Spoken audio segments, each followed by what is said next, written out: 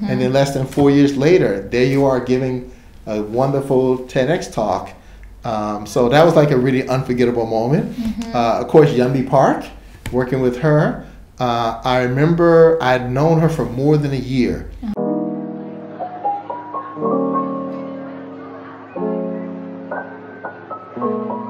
Hi everyone, my name is Yumby Park and I'm a North Korean defector who escaped in 2012 for freedom. Here is a very, very special guest for me and also to you guys.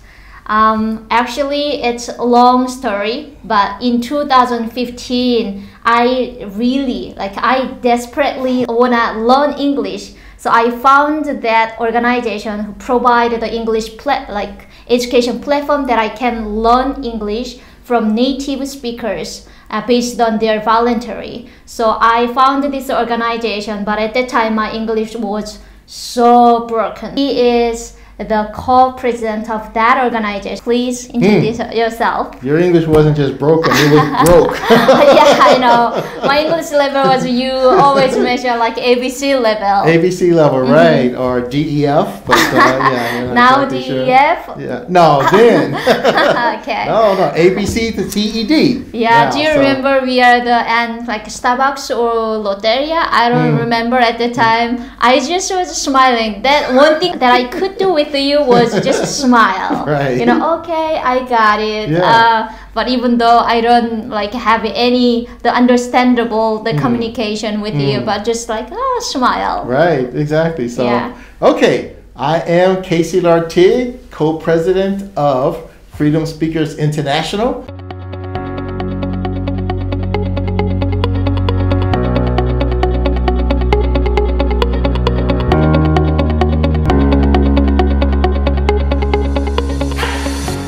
I'm an American living and working in Seoul, Korea, and so happy to have known Uni now for 6 years. Wow, in 2015, right. Time flies. That's right.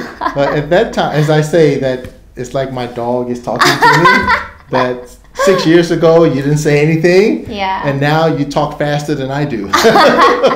Oh, I will take it as a compliment. It's only a compliment, yeah. Of course, only a compliment. So I wonder, please, I hope your followers won't get angry at me. No, they will understand.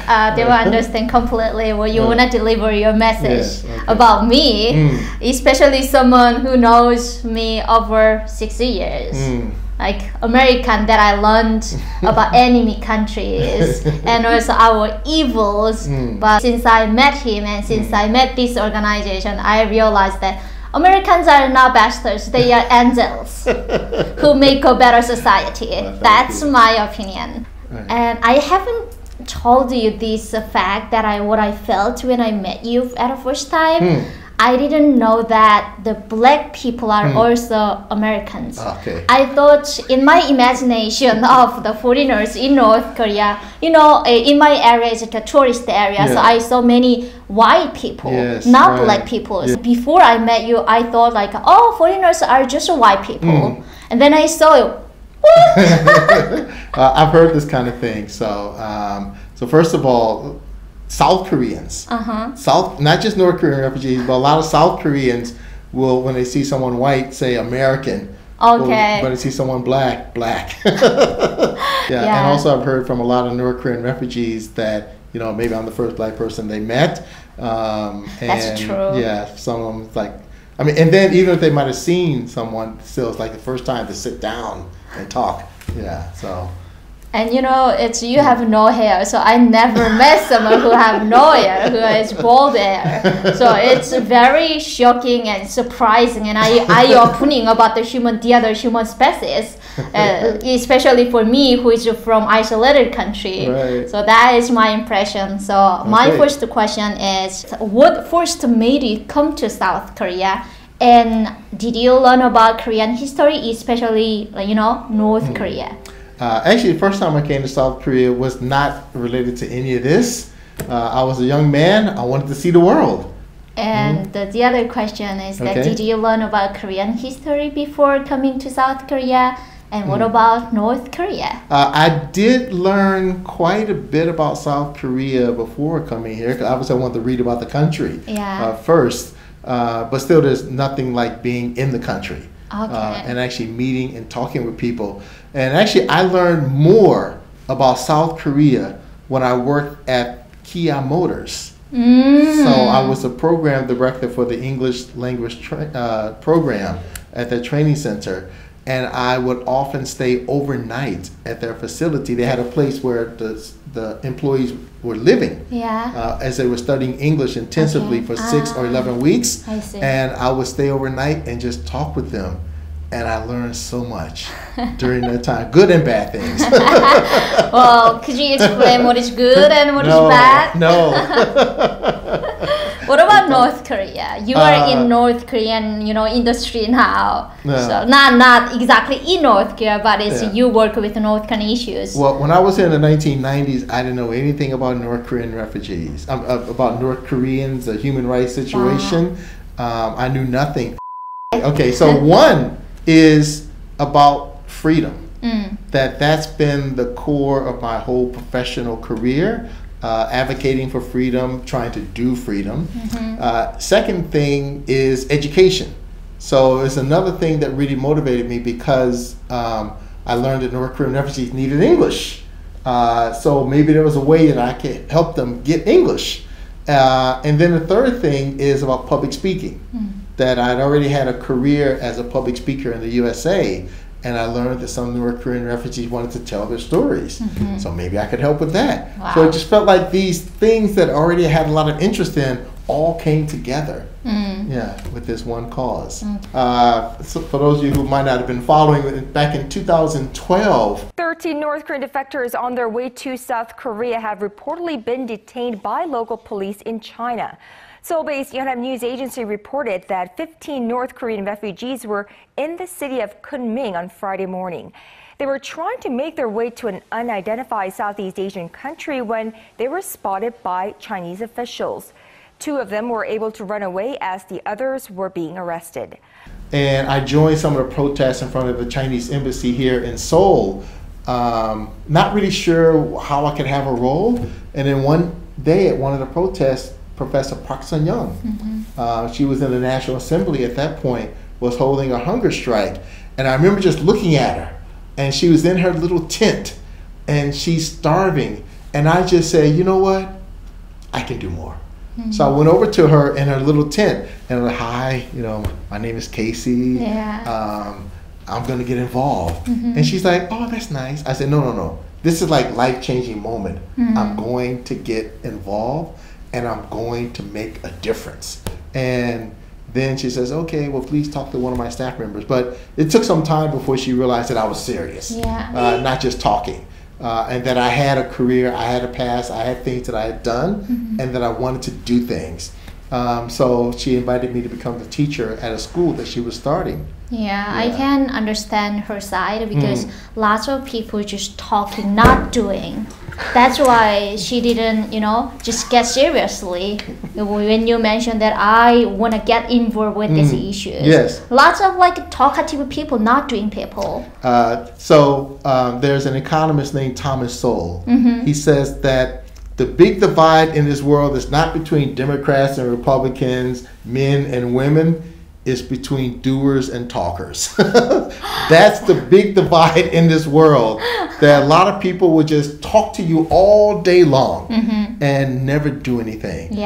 I'm not against talkers. They can add some value. They can add some analysis. And the other question is, you've met many North Korean refugees. I think it's more than me. Okay. So could you share some of the unforgettable moments? I can't. Okay, too many. I Okay. mean, for example, Eunhee Park. I mean, from ABC to TED. So with you, an unforgettable moment is that, so you joined us in April 2015, ABC level, and you studied hard. And I'm not going to say only our program, because I think you have to have the desire within you to make it happen. But December 2018, I was the MC of the TEDx event in Seoul and you were one of the speakers. Yeah. So an unforgettable moment was me handing you the microphone. Wow. And you getting ready to give a TEDx talk. And just remembering where you had been, and then less than 4 years later, there you are giving a wonderful TEDx talk. So that was like a really unforgettable moment. Of course, Yumby Park, working with her. I remember I'd known her for more than a year. Okay. And then I invited her to give a speech one day, and she got up and just gave this incredible speech. And I'm just thinking, is this real? She's so good. This was February 2014. So I'm like, she's so good. And after the event was over, I told her, you are going to become an international spokesperson for North Korean refugees and for about North Korea. And I'm going to help you make it happen. And she's like, oh, okay. Oh, that sounds, do you really think so? I said, yes, I know it. But I'm not just going to say it. Yeah. What can I do? So I hired her at my company. We started a podcast together and started working together. And then 8 months later, she was on the international stage. She became a star. Yeah. Yeah. She is. Yes, She's exactly. incredible. Exactly. I can say she's very intelligent. Right. But then there are lots of other stories that don't make the news, but North Korean refugees who got jobs after studying in our program, North Korean refugees who just have better lives, who gain confidence in themselves. So we have the ones who are international, but also we have the ones who people won't hear about, but who are just living better lives, and they will tell us about the impact that we had on them. I met a lot of volunteers, but at the time I was so ashamed that I tell my identity as a North Korean. Because in this society in South Korea, it wasn't easy to belong with the South Koreans. Because of my identity, I'm a North Korean defector. So I didn't fully show my face when Casey really loves take pictures with lots of people. I always hide my face. You can find my picture on his Facebook. And since I met volunteers, I realized that wow, there are lots of beautiful people who are engaging with us, and then to help us, and then to make a better society. And how can I give back for them? That was my motivation, to put my effort to develop my English. Of course, I studied hard, but that core motivation is from your organization. Well, great. Yeah. Another story right there. So there are other NGOs working with the North Koreans. Why should people choose your organization to support? Okay, first of all, because we're the best. Do I need to say more? How can you run your organization if you say that? Because we're the best. Okay, well, I will say this, and some people don't like when I say this, but I don't pay attention to what other organizations do. I don't have any negative feelings about them, but I can talk directly to North Korean refugees. I don't need to figure out what they're doing. I can just figure out based on the people who come to me. So when we first started this, so co-founders Eungu Lee, and when we first started working together, should we benchmark? And I said, no, we're not going to benchmark anything. We're going to talk directly to the people, the refugees, to the volunteers, and we're going to figure out what's the best way to operate this. We're going to learn lessons along the way. We're going to do trial and error, and we're going to learn from those trials and errors, and we're going to update as necessary. We're going to build it so that it is a magnet, that people are attracted to us. So we never have to recruit. We just do our work. And we have media that finds us, we have refugees who find us, and we have volunteers who find us. But we don't have any marketing budget or anything like that. We just do the work. So I think it's been really valuable that we have refugees chasing us. We have refugees calling us. And then when they meet us, like, why didn't anybody tell me about this? Nobody told me about this. I can't, this is terrible. And we've had some complaining, why didn't somebody tell me about this? I said, I don't know. Oh, someone should have told me. You should do more advertising. You should. And I'm like, okay, we're just doing our work. Yeah. Yeah, very innocent organization, I can say that. there are lots of organizations just advertise themselves and make bubbles than what they do. Okay. But since I work with this organization, I feel like it's kind of like a family. It's not like a business, like win-win strategy. It's not like it's just a family. Support me all the time. I feel like my big sister and big brother. I can feel that is what I feel with these co-founders. But thank you for saying big brother instead of father or no. It's my father is older than I don't know. He's never gonna. His age is secret forever. So I don't know. But it's a big brother and big sister for me. Thank you. First of all, if people want to get involved, say the first thing is don't ask anybody else what you should do. Number one, read the books, watch the videos, build your knowledge base as the first step. The second step is get involved with an organization. It could be as a volunteer, but first of all, you need to have a good understanding of what's going on and what's possible. The third step I recommend is that you get involved, but in some type of leadership position with an organization. It should get to the point that they trust you to lead a project. Then you know that you're starting to make a difference. And then fourth step that I recommend is get involved, read, all those things, but also do fundraising or donate to an organization because they do need support. And then by the time you get to go through those steps, you'll have an idea about what your abilities are to be able to make a difference and to help. And from that point, nobody has to tell you what to do. There is no perfect answer in our lives. That's right. There's no perfect, because if there was a perfect answer, someone would have already set up how to help North Korean Refugees Institute. When I first got involved, I was helping to send air balloons to North Korea. I was helping to send USB drives and DVDs, fundraising, teaching English. How could I make the most impact? How could I really make a difference? After experiencing several things, I realized North Korean refugees need English. Yeah, let's help them with that. They need to tell their stories. Okay, I will help with that. So that's my answer. I really like your honest answers based on just like some people say that based on theoretical stuff that I never understand. It's not realistic. Right. It's just I can find the internet and books, but they just say that. But it's your opinion. It's really realistic that I can put in the reality. That's what I like. That's from listening to people and doing something based on that. So, okay, time goes. So how people can find you? And I've heard that you are starting your own YouTube channel and what you want to accomplish with that. Yes. Okay. So first of all, we're Freedom Speakers International. Also, we used to be Teach North Korean Refugees. The best way is to find us on Facebook. So Freedom Speakers International or TNKR. You might still be able to find us through that way. And then about my YouTube channel is Workable Words. And the point is, Frederick Douglass was a 19th century slave who escaped and became a leading abolitionist. And it was said about him that he didn't just use sweet words just to sound nice, but he used words that were workable, words that would lead to action. So workable words, doable words has always appealed to me.